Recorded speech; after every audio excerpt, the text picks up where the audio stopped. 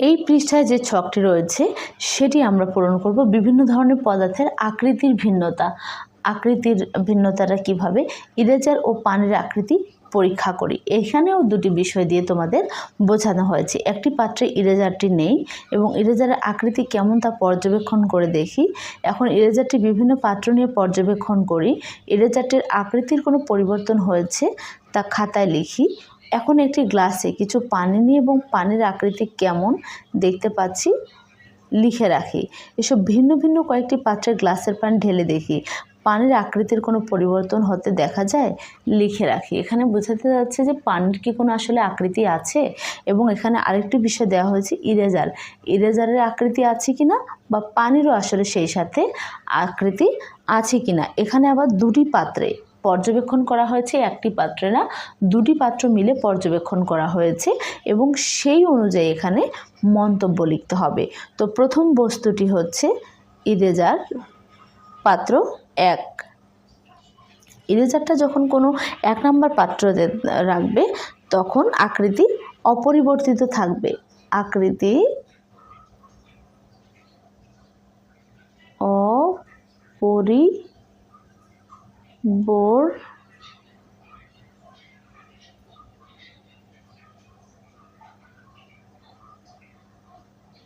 অপরিবর্তিত, এখানে আমি আবার লিখছি অপরিবর্তিতটা, অপরিবর্তিত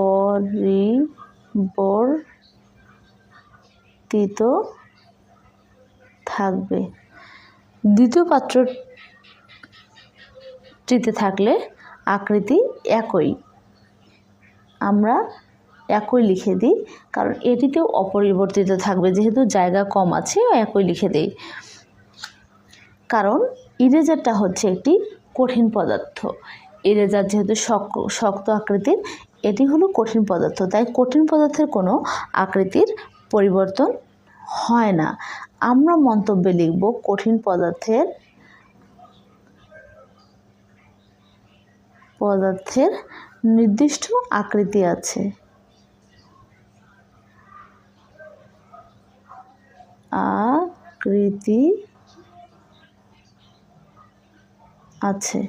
এখন পানি, দ্বিতীয় যে পর্যবেক্ষণের বিষয়টি সেটি হচ্ছে পানি।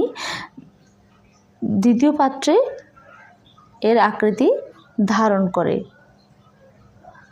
পাত্রের আকৃতি আমরা লিখতে পারি সোজাসুজি, পাত্রের আকৃতি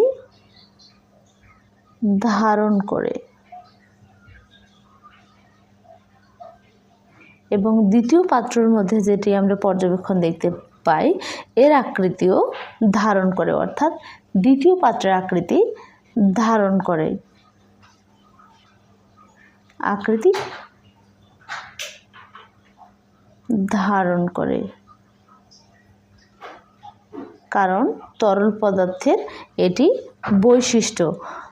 তারপর আমরা এখন মন্তব্য লিখব। তরল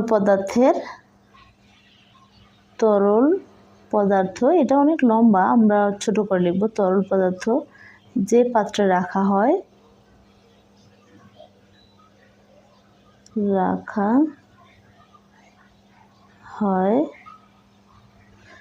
সেই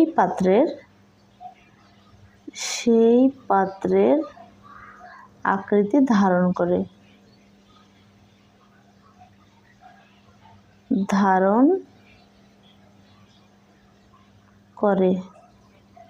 এটি ছিল এই ছকটি। আশা করি তোমরা দেখতে পাচ্ছ। দেখতে না পেলে আমি যে বলে দিয়েছি এখান থেকেই তোমরা বুঝে নেবে। এখন ব্যাখ্যাটি আমি আরেকবার করি। ইরেজার হলো কঠিন পদার্থ এবং কঠিন পদার্থের যে আকার এটি অপরিবর্তিত থাকে, অর্থাৎ কঠিন পদার্থের কোনো আকারের পরিবর্তন হবে না। পানি হলো এমন একটি পদার্থের মধ্যে যে তাকে যেই পাত্রে রাখা হয় সেই পাত্র ধারণ করে, সেই পাত্র মতো হয়ে যায়। চলো আমরা এর মধ্যে দিয়ে আরেকটি ছক পূরণ করি। এই অংশে আমরা যে ছকটি দেখতে পাচ্ছি পাশের ছকের মতো একটি ছক তৈরি করি। নিচের ছবিগুলো দেখি এবং এখান থেকে একই ধরনের পদার্থগুলোতে চিহ্নিত করে ছকের তিনটি দলে সাজাই, প্রতিটি দলের বিশেষ বৈশিষ্ট্য সহপাঠীর সঙ্গে আলোচনা করি। অর্থাৎ এই পৃষ্ঠায় যে কিছু পদার্থের ছবি দেখা যাচ্ছে, সেই পদার্থের ছবিগুলোকে আমরা তিনটি ভাগে ভাগ করে কোনটি কঠিন পদার্থ, কোনটি তরল পদার্থ এবং কোনটি বায়বীয় পদার্থ, এই অংশতে আমরা এটি ভাগ করে ছকটি পূরণ করব। তো প্রথম যেটি আছে দল 1, দল 1-এর অংশতে আমরা দেখতে পাবো এটা হবে বই হবে, পাথর হবে, এখানে এটি হলো পাথর, তেল।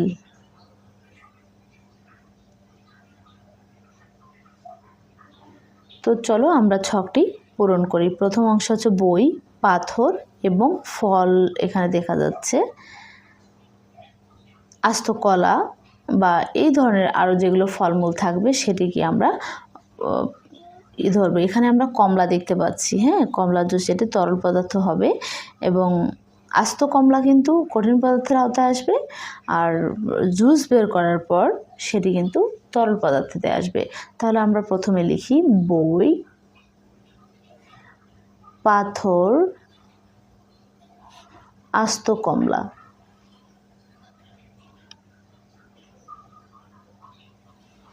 এবং 2 নম্বর ছকে আসছে গ্লাসের নীল পানি। এখন কথা হচ্ছে পানি কিন্তু তরল পদার্থের আওতায় অলওয়েজ পড়ে। পানি, তেল এই ধরনের জিনিসগুলো তোমাদের তরল পদার্থ। গ্লাসের পানি, গ্লাসের পানি, তারপর কমলার জুস, কমলার জুস, তারপর তেল। আশা করি এর বাইরে এখানে আর কোনো তরল পদার্থ নেই। দল 3, দল 3টাতে আমরা পাবো গ্যাসীয় পদার্থের যে বৈশিষ্ট্য রয়েছে আমরা সেগুলো খুঁজে বের করব। এখানে আমরা চায়ের কেতলিতে ধোঁয়া দেখতে পাচ্ছি, তো আমরা সেই ধোঁয়াটিকে নোট করব। ধোঁয়া, জলীয় বাষ্প,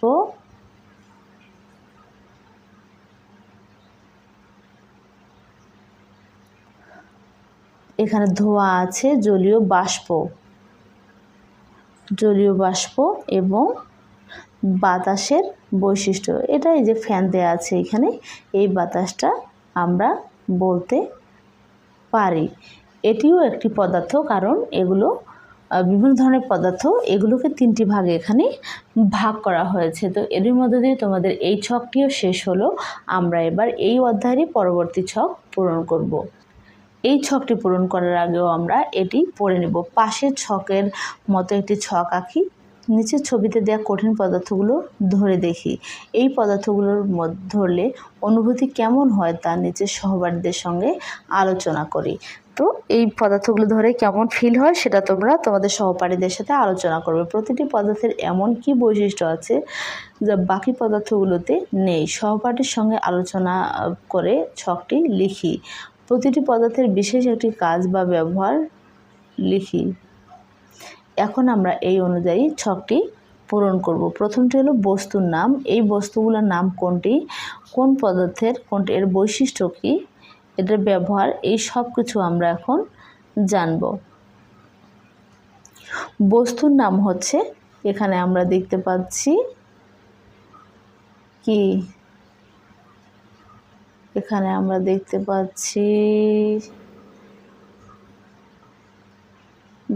পাচ্ছি পেন্সিল। বস্তুর নাম পেন্সিল। দ্বিতীয় নাম হচ্ছে ধাতব কড়াই বা প্যান, এই যেগুলো,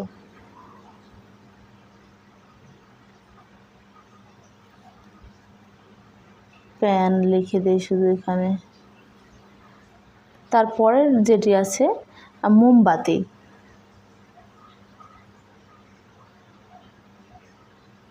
মোমবাতি, এবং এখানে আমরা একটি প্লাস্টিকের জগ দেখতে পাচ্ছি, প্লাস্টিকের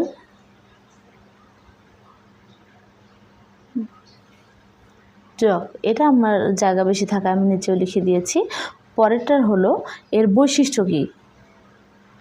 পেন্সিলের বৈশিষ্ট্য হচ্ছে এটি সহজে ভেঙে যায়, এটি সহজে ভেঙে যায়।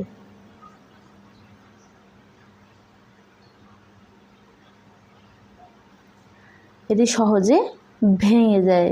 তারপরে যেটি আমরা নিয়ে দিয়েছি পেন, এটি সহজে ভাঙে না, ভাঙে না।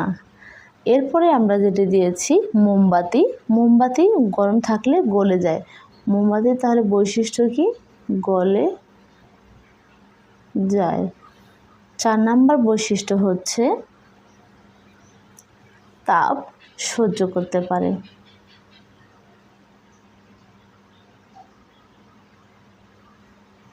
তাপ সহ্য করতে পারে। তারপরে ব্যবহার, এখন আমরা এগুলোর ব্যবহার সম্পর্কেও জানব। প্রথমটা হচ্ছে পেন্সিল, লেখার কাজে ব্যবহার করা হয়, লেখার কাজে। দ্বিতীয়টি হচ্ছে প্যান, এটি কী কাজে, রান্নার কাজে এটি ব্যবহার হয়, রান্নার কাজে। তাহলে এটি রান্নার কাজে ব্যবহার করা হয়। তারপরে হচ্ছে মোমবাতি, আলো পাওয়া যায়, আলো পাওয়া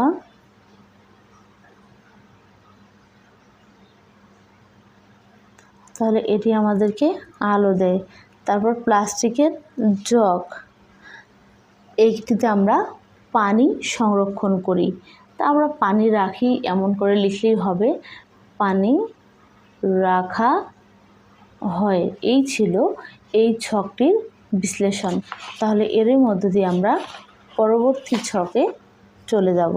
পরবর্তী ছকটা হলো, এখানে একটা ছোট্ট একটি ছক রয়েছে, এই অধ্যায়টাই তোমাদের মূলত ছোট, তো আমরা এখন এই ছকটি পূরণ করব।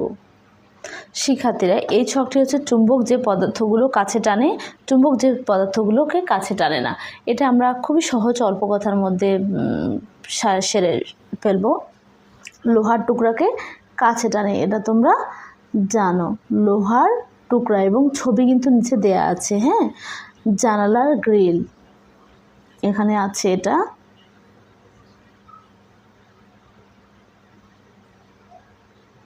গ্রিল। তারপরে এই যে নাট বল্টু, নাট বল্টু। তারপর পর্যবেক্ষণের পরে ডান পাশে লিখি। এখন আমরা এই পাশের ছকটাও পূরণ করব। চুম্বক ধরে না কোনটাতে, কাগজের টুকরাতে ধরে না, কাগজের টুকরা। তারপর জানালার গ্রিল, এটা এ পাশে ছিল, এ পাশে থাকবে কাঠের টুকরা,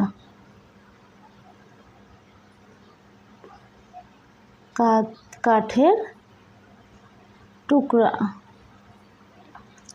4 নাম্বার হচ্ছে নাট বল্টু, যেটি ছিল এটি তো ধরে। এর পাশে হচ্ছে প্লাস্টিকের কলম, এটিও নিশ্চয়ই তোমরা কখনো দেখো নাই, প্লাস্টিকের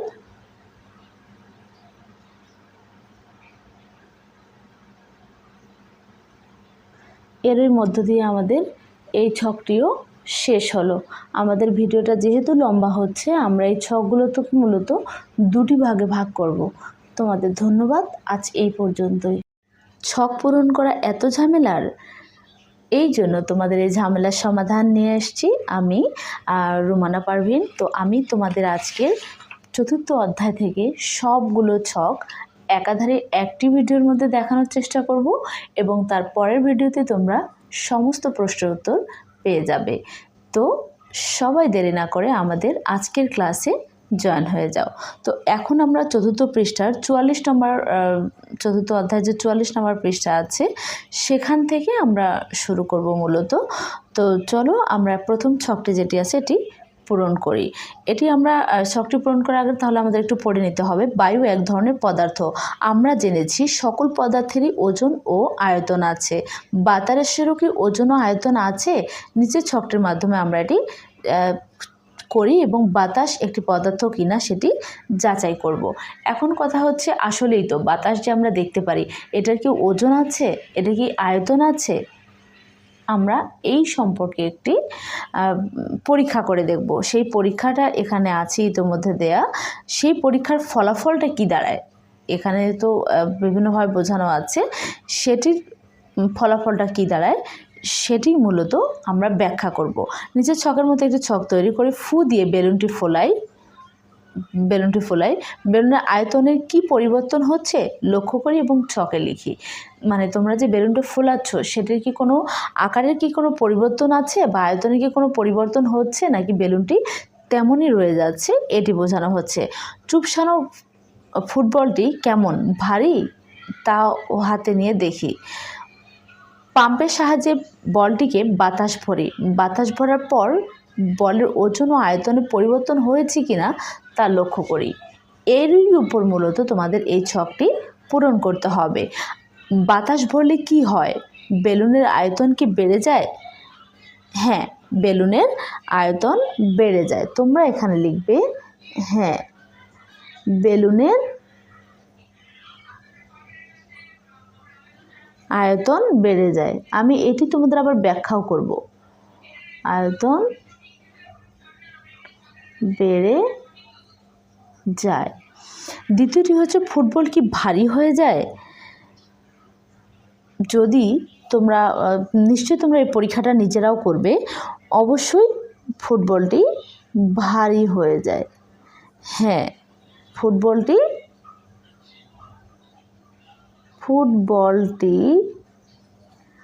আগের তুলনায়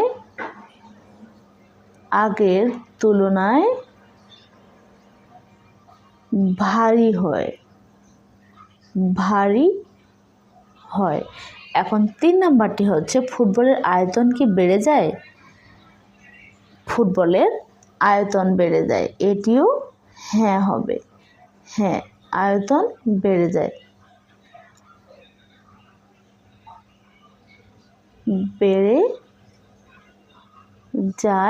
এবং শক্ত হয়। যেহেতু জায়গা আছে আমরা এটিও লিখতে পারি, শক্ত হয়। এটি কেন হয়? এটির ব্যাখ্যাটি হলো যে যখন আমরা কোনো বেলুন বা ফুটবলের মধ্যে বাতাস দিই তখন বাতাস ভেতরে জায়গা দখল করে, এজন্যই কিন্তু মূলত সেটি ফুলে ওঠে, দখল করে। সেহেতু বাতাস জায়গা দখল করে, সুতরাং বাতাসেরও একটি আয়তন আছে। আমরা পদার্থের সংজ্ঞার মধ্যে যেটি জেনেছি যে পদার্থের আয়তন থাকবে এবং ওজন থাকবে, এই রকম আমরা জেনেছি। এখন খালি ফুটবলের মধ্যে যখন বাতাস ভরা ফুটবল হাতে নিই কিছুটা ভারী মনে হয়। নিখুঁতভাবে মাপলে দেখা যাবে যে বাতাস ভরা বলের ওজন আগের তুলনায় বেশি। এর থেকে প্রমাণিত হয় বাতাসেরও ওজন আছে। সুতরাং বৈজ্ঞানিকভাবে আমরা ব্যাখ্যা করলে পাই যে বাতাস একটি পদার্থ। এটি এই ছকের তোমাদের মূল উদ্দেশ্য ছিল। এখন আমরা পরবর্তী ছকে চলে যাব। ছক পূরণ করা এত ঝামেলার, এই জন্য তোমাদের এই ঝামেলার সমাধান নিয়ে এসেছি আমি রুমানা পারভিন। তো আমি তোমাদের আজকের 4র্থ অধ্যায় থেকে সবগুলো ছক একাধারে একটি ভিডিওর মধ্যে দেখানোর চেষ্টা করব এবং তার পরের ভিডিওতে তোমরা সমস্ত প্রশ্নের উত্তর পেয়ে যাবে। তো সবাই দেরি না করে আমাদের আজকের ক্লাসে জয়েন হয়ে যাও। তো এখন আমরা 4র্থ পৃষ্ঠার 44 নম্বর 4র্থ অধ্যায় যে 44 নম্বর পৃষ্ঠা আছে সেখান থেকে আমরা শুরু করব মূলত। তো চলো আমরা প্রথম ছকটি যেটি আছে এটি পূরণ করি। এটি আমরা ছকটি পূরণ করার আগে তাহলে আমাদের একটু পড়ে নিতে হবে। বায়ু এক ধরনের পদার্থ, আমরা জেনেছি সকল পদার্থেরই ওজন ও আয়তন আছে। বাতাসেরও কি ওজন ও আয়তন আছে? নিচের ছকটির মাধ্যমে আমরা এটি করি এবং বাতাস একটি পদার্থ কিনা সেটি যাচাই করব। এখন কথা হচ্ছে আসলেই তো বাতাস যে আমরা দেখতে পারি, এটার কি ওজন আছে, এটা কি আয়তন আছে? আমরা এই সম্পর্কে একটি পরীক্ষা করে দেখব। সেই পরীক্ষাটা এখানে আছে ইতিমধ্যে দেয়া। সেই পরীক্ষার ফলাফলটা কি দাঁড়ায়, এখানে তো বিভিন্নভাবে বোঝানো আছে। সেটির ফলাফলটা কি দাঁড়ায় সেটি মূলত আমরা ব্যাখ্যা করব। নিচের ছকের মতো একটি ছক তৈরি করে ফু দিয়ে বেলুনটি ফোলাই। বেলুনের আয়তনের কি পরিবর্তন হচ্ছে লক্ষ্য করি এবং ছকে লিখি। মানে তোমরা যে বেলুনটা ফোলাচ্ছ সেটার কি কোনো আকারের কি কোনো পরিবর্তন আছে বা আয়তনের কি কোনো পরিবর্তন হচ্ছে, নাকি বেলুনটি তেমনই রয়ে যাচ্ছে, এটি বোঝানো হচ্ছে।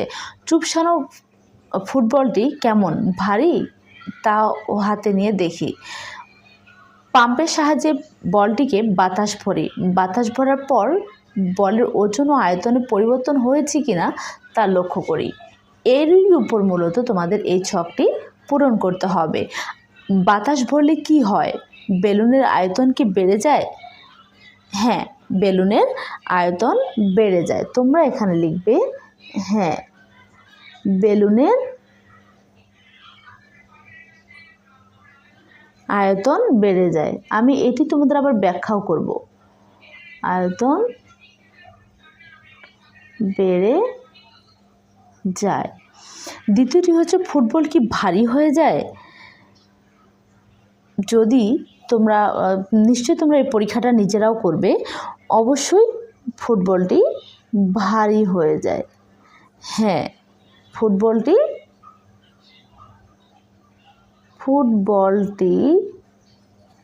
আগের তুলনায়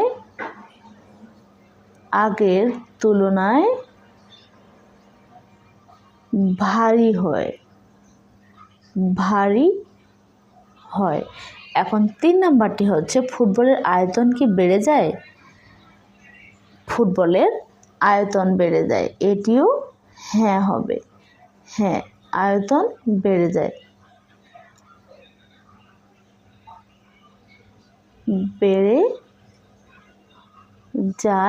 এবং শক্ত হয়। যেহেতু জায়গা আছে আমরা এটিও লিখতে পারি, শক্ত হয়।